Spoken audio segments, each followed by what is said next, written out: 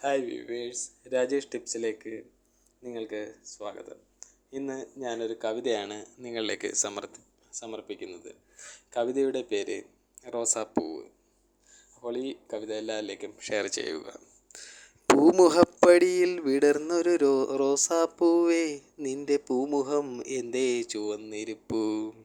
നല്ല മണം ഞങ്ങൾക്ക് നൽകുന്ന റോസയെ, നിന്റെ നറുമണം വീട്ടിൽ നിറഞ്ഞു നിൽപ്പൂ. പൂമുഖപ്പടിയിൽ വിടർന്നൊരു റോസാപ്പൂവേ, നിന്റെ പൂമുഖം എന്തേ ചുവന്നിരിപ്പൂ? നല്ല മണം ഞങ്ങൾക്ക് നൽകുന്ന റോസയെ, നിന്റെ നറുമണം വീട്ടിൽ നിറഞ്ഞു നിൽപ്പൂ.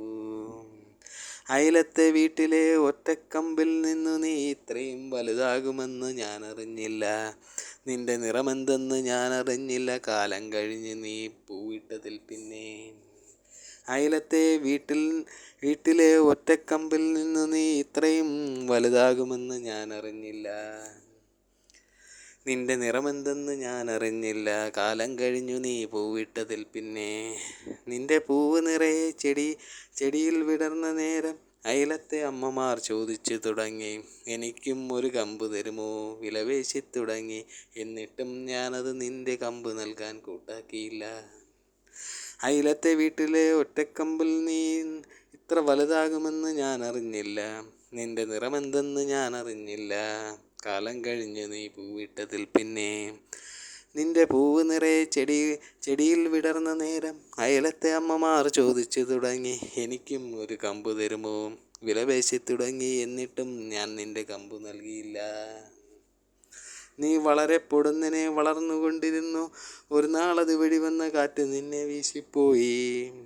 പൊടുന്നനെ ഞാൻ ഭയന്നു നീ കടപുഴകുമോ എന്ന്, പക്ഷേ ഒരു പോറൽ പോലും നിനക്കേറ്റില്ല. നീ വളരെ പൊടുന്നനെ വളർന്നുകൊണ്ടിരുന്നു. ഒരു നാളത് വെടിവന്ന കാറ്റ് നിന്നെ വീശിപ്പോയി. പൊടുന്നനെ ഞാൻ ഭയന്നു നീ കടപുഴകുമോ എന്ന്, പക്ഷേ ഒരു പോറൽ പോലും നിനക്കേറ്റില്ല. നിത്യവും പൂവ് തരുന്ന റോസാപ്പൂവേ ചെടിയെ, നിന്റെ നറുമണം നാട് മുഴുവനും പടർന്നു നിന്നു. അയലത്തെ അമ്മമാർ ഇത് കണ്ട് നിത്യവും ചോദിച്ചു, എനിക്ക് പൂജയ്ക്ക് വേണ്ടി കുറച്ച് പൂ തരുമോ?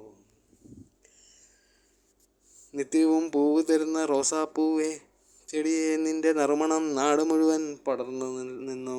അയലത്തെ അമ്മമാർ ഇത് കൊണ്ട് നിത്യവും ചോദിച്ചു, എനിക്ക് പൂജയ്ക്ക് വേണ്ടി കുറച്ച് പൂവ് തരുമോ?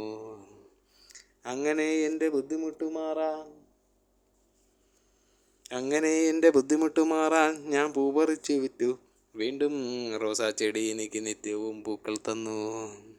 കുലകുലയായി ചുവന്ന പൂക്കൾ വിടർന്നുകൊണ്ടിരുന്നു. അയലത്തെ കുറച്ചു പേർ അസൂയ കൊണ്ട് നശിപ്പിക്കാനൊരുങ്ങി. അങ്ങനെ എൻ്റെ ബുദ്ധിമുട്ട് മാറാൻ ഞാൻ പൂ പറിച്ചു വിറ്റു. വീണ്ടും റോസാ ചെടി എനിക്ക് നിത്യവും പൂക്കൾ തന്നു. കുലകുലയായി ചുവന്ന പൂക്കൾ വിടർന്നുകൊണ്ടിരുന്നു. അയലത്തെ കുറച്ചു പേർ അസൂയ പൂണ്ടത് നശിപ്പിക്കാനൊരുങ്ങി. ഈ റോസാക്കമ്പിനെ സ്മരിച്ചു ഞാൻ വീണ്ടും പതിവെച്ചു. അത് തളിർത്തു തുടങ്ങി, ഇലകൾ വന്നു തുടങ്ങി. മാസങ്ങൾ കഴിഞ്ഞതിൽ മൊട്ടുകൾ വന്നു തുടങ്ങി. കുലകുലയായ റോസാ ചെടി എനിക്ക് പൂക്കൾ തന്നു. ഈ റോസാക്കമ്പിനെ സ്മരിച്ചു ഞാൻ വീണ്ടും പതിവെച്ചു. അത് തളിർത്തു തുടങ്ങി, ഇലകൾ വന്നു തുടങ്ങി. മാസങ്ങൾ കഴിഞ്ഞതിൽ മൊട്ടുകൾ വന്നു തുടങ്ങി. കുലകുലയായ റോസാ ചെടി എനിക്ക് പൂക്കൾ തന്നു. അപ്പോൾ ഈ റോസാപ്പൂ എന്ന കവിത നിങ്ങൾക്ക് ഇഷ്ടമായിട്ടുണ്ടെങ്കിൽ ലൈക്കും സബ്സ്ക്രൈബും ചെയ്യാൻ പരമാവധി ശ്രമിക്കുക. അതുപോലെ ഫ്രണ്ട്സിലേക്ക് ഷെയർ ചെയ്യുക. Thank you friends.